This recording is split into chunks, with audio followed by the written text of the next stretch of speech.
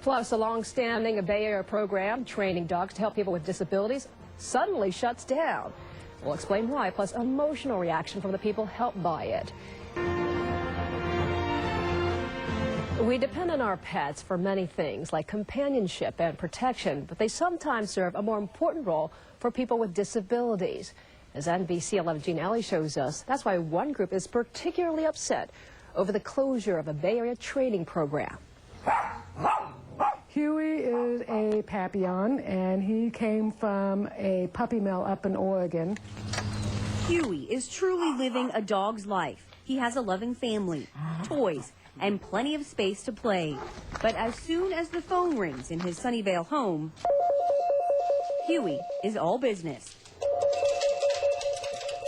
Okay, he is trained to alert me to the smoke alarm, doorbell, cooking timer. Huey was trained as a hearing guide dog through the San Francisco SPCA. In many ways, he is Carrie Levin's ears. I find I have to depend less and less on other people and more on my dog, so I feel, a little bit more confident about being able to hear some sound that I can't hear. Over 30 years, the SPCA's Hearing Dog Program has transformed 800 shelter dogs like Huey into guardians.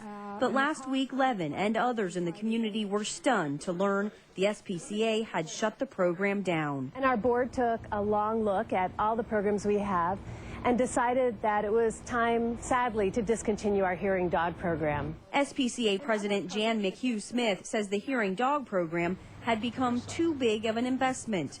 Training facilities were run down, and the price to train a single service dog rose to $30,000. So there are so many other nonprofits that provide this type of service that do a much better job of it, and we want to focus on our best practices here at the San Francisco SPCA.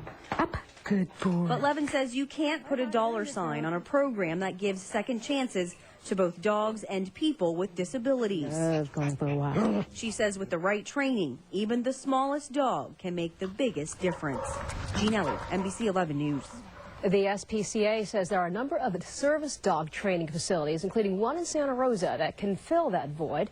But members of the hearing dog community say the closure of the SPCA's program will create a huge waiting list at other centers. The Supreme Court rejected